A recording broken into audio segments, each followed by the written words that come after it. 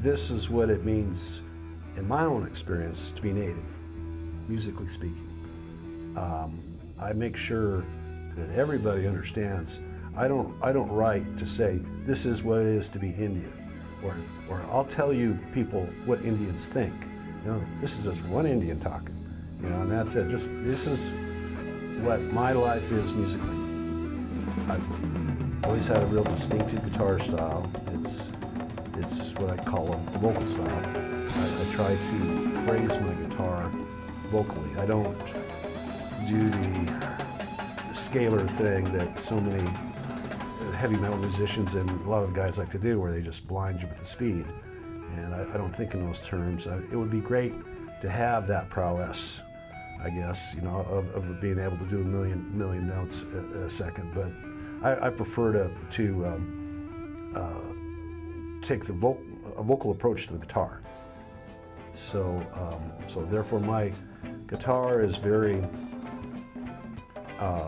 sustained, but not dirty, not gritty, and it's always the fine art for me to get that perfect guitar tone and make it sing just like a human voice would. You know, the one thing that it's kind of tricky when people ask me, you know, they say, well, they'll refer to me as a Native American musician, but what do you do with that? You know, it's really, you know, people don't run around saying best African guitarist or best European guitarist, or, you know, it's a funny term. And I'd rather look at it as I'm a musician that has something to say musically and spiritually. And guess what? I'm Native American, and I've got these experiences. My family live on the reservation. I come from a very, very large family.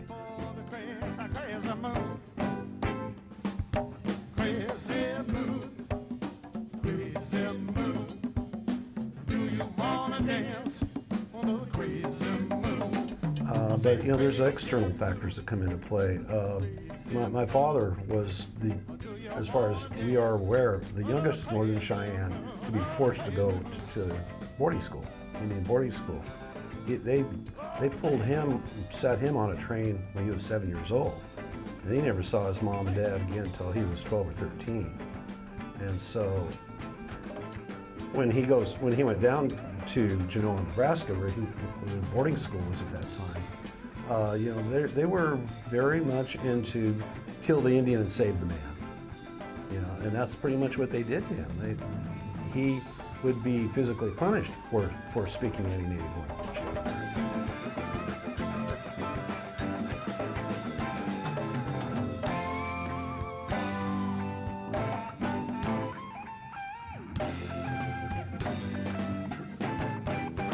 You know, the Cheyennes have a culture, the Crows have a culture, the Assiniboines have their culture, and different processes that they go through culturally.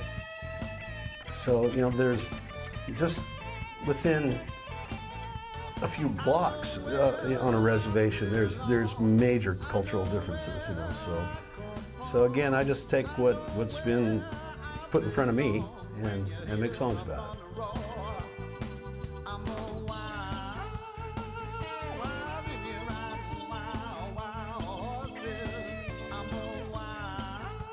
Well, I had heard through the grapevine that this Native American Music Association was going to start. And so I got a hold of them on the phone and explained who I was, and I think they'd had 2 award shows when I found out about them. And this one was down in Albuquerque, New Mexico, and I decided to buy a plane ticket and went. And you know, they were anxious to meet me because of my lengthy musical career, and so really that's how we started it off. I had plans of recording a native album anyway. Matter of fact, had most of it written at that point. And then in 2002, the album was done. We submitted it to the NAMI Awards, and they go through their voting processes. And we ended up being nominated for Songwriter of the Year which I thought, wow, this is happening fast.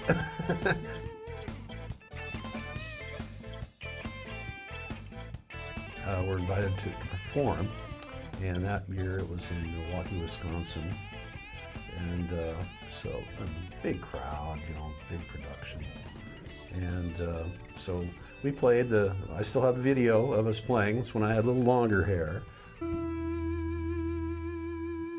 It's been really a great life, playing with all these musicians, and talk about diversity. I think I've had every race, creed, and color through the band.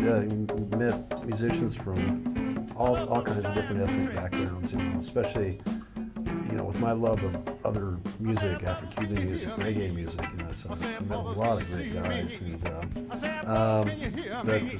I think the one that I'm probably most proud of is Wild Indian CDA Songwriter of the Year.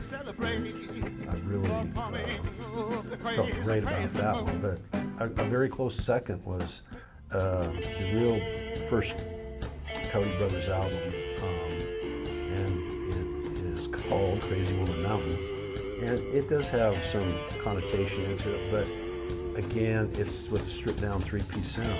It's me on a big fat Gretsch guitar with a lot of echo on it. It's totally different than what I normally do. And we took Rock Album of the Year from the Nannies. That was 2007. I was really surprised. As I said, not too bad for 3 knotheads from Sheridan, Wyoming. I just decided to stay in Sheridan for a while, at my childhood home. So it's very quiet and peaceful there. And lo and behold, I discovered a great bass player and drummer right there in town, which is not very easy to do, is find competent musicians in very small towns. There are very few, if any. And so we formed the Coyote Brothers.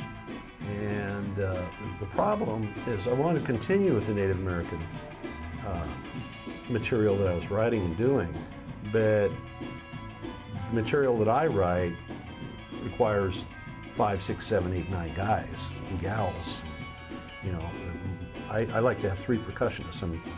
I'm a closet drummer, I'm pretty sure. And so we have drums, we have timbales, we have congas, and then of course I just absolutely love the sound of Hammond B3 organ. And so I've always been drawn to groups like Santana and War, Bob Marley, and of course that's their instrumentation too. So, but I couldn't do that with just the 3 of us, so we did other music that I enjoy a lot of different music. I'm not a big country fan, but I do like rockabilly, and I love blues, and I love other ethnic stuff, Cajun music, you name it. We'll do something to it.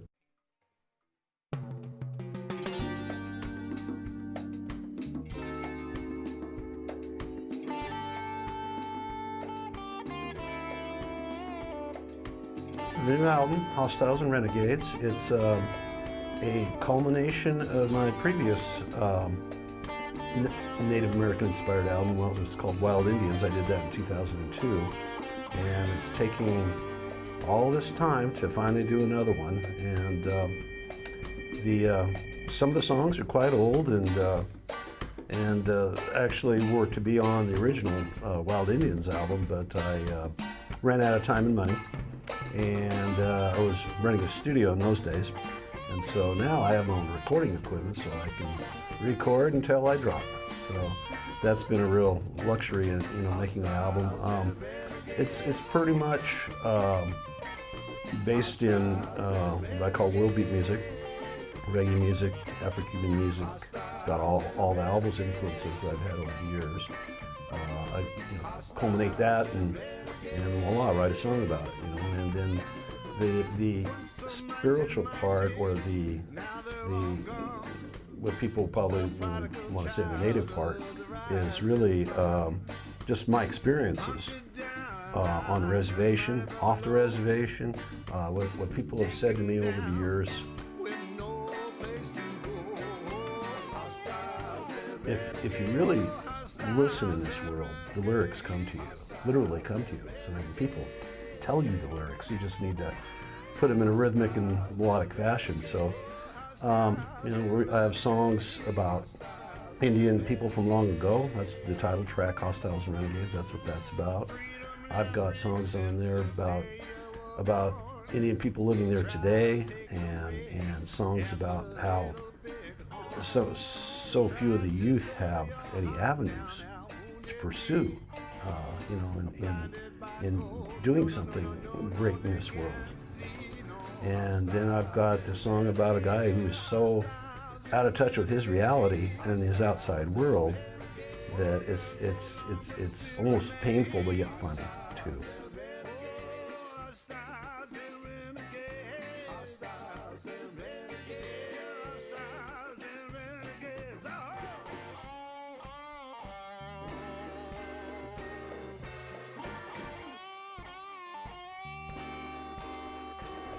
And I live to play guitar.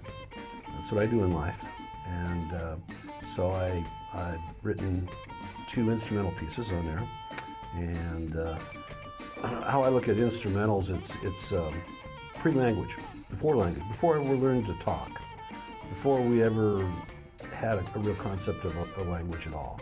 It's the primitive hitting a stick on a hollow log. What is it about that driving rhythm that gets into the human psyche?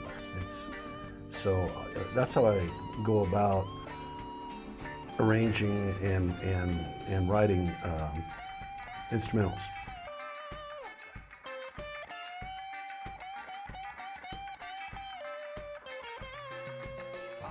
The big one this year is Artist of the Year. I've never been nominated for Artist of the Year, and so I'm in the top 6, I guess. So I should feel very good about that. And I believe, if I remember, 2 of the other nominees had been in projects that won Grammy Awards. So I'm in there with some tall dogs. We'll see how it goes. And we did get a nomination for Best World Music, which I graciously accept that one too.